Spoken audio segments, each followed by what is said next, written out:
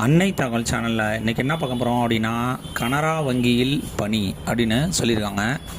Employment type என்ன அப்படின்னா apprentice training, duration 1 year அப்படின்னு சொல்லியிருக்காங்க. மொத்தம் 3500 கிராஜுவேட் அப்ரெண்டிஸ் போஸ்டிங்க்கு கால்ஃபர் பண்ணியிருக்காங்க. பிளேஸ் ஆஃப் போஸ்டிங் எங்கே அப்படின்னா ஆல் ஓவர் இந்தியா அப்படின்னு சொல்லியிருக்காங்க. எஜுகேஷ்னல் குவாலிஃபிகேஷன் என்ன எதிர்பார்க்காங்க அப்படின்னா எனி டிகிரி முடித்தவங்க இதுக்கு விண்ணப்பிக்கலாம் அப்படின்னு சொல்லியிருக்காங்க. டிகிரியை 1/1/2022லேருந்து 1/9/2025 முடித்தவங்க இதுக்கு விண்ணப்பிக்கலாம் அப்படின்னு சொல்லியிருக்காங்க. எனி டிகிரி முடித்தவங்க இந்த தேதிக்குள்ளே முடித்தவங்க மட்டும்தான் இதுக்கு விண்ணப்பிக்க முடியும் அப்படின்னு சொல்லியிருக்காங்க.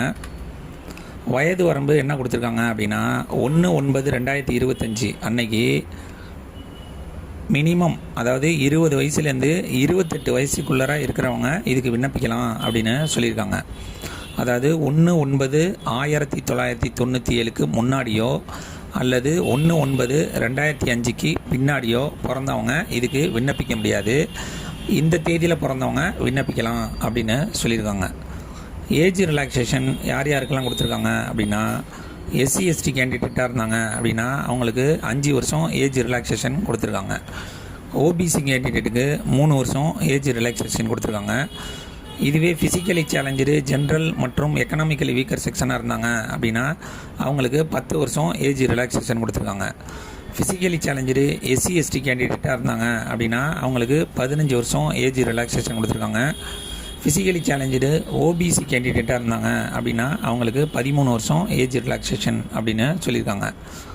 கடைசியாக எக்ஸ் சர்வீஸ் மேன் கேண்டிடேட்டாக இருந்தாங்க அப்படின்னா ஆஸ் பர் கவர்மெண்ட் பாலிசி பிரகாரம் ஏஜ் ரிலாக்ஸேஷன் கொடுக்குறோம் அப்படின்னு சொல்லியிருக்காங்க. ஸ்டைஃபன் ஒர்க்கிங் டயத்தில் செலக்ட் ஆனீங்க அப்படின்னா உங்களுக்கு ஸ்டைஃபிங் பர் மந்த்து 15,000 கொடுக்குறோம் அப்படின்னு சொல்லியிருக்காங்க. மெத்தட் ஆஃப் செலெக்ஷன் எப்படி தேர்ந்தெடுக்கிறாங்க அப்படின்னா ஆன்லைன் மூலியமாக இதுக்கு விண்ணப்பிக்கிறவங்களுக்கு ஃபஸ்ட்டு ஷார்ட் லிஸ்ட் பண்ணுறாங்க. Next document verification and test of local language will be conducted during the document verification process. Document verification டயத்தில் உங்களுடைய லோக்கல் லாங்குவேஜ் டெஸ்ட் பண்ணுவோம் அப்படின்னு சொல்லியிருக்காங்க. ஆன்லைன் மூலியமாக விண்ணப்பிக்கிறப்ப அப்ளிகேஷன் ஃபீஸு எஸ்சி எஸ்டி மற்றும் ஃபிசிக்கலி சேலஞ்சர் கேண்டிடேட்டாக இருந்தாங்க அப்படின்னா ஆன்லைன் எக்ஸாமினேஷன் ஃபீஸு கிடையாது. அதர் கேண்டிடேட்டுக்கு 500 rupees அப்படின்னு சொல்லியிருக்காங்க. விண்ணப்பிக்க கடைசி நாள் 12/10/2025 இரவு 11:59 அப்படின்னு சொல்லியிருக்காங்க. டிஸ்கிரிப்ஷனில் லிங்க்கு கொடுத்துருங்க. விண்ணப்பித்து வெற்றி பெற்று பணியில் சேருக. நன்றி, வணக்கம்.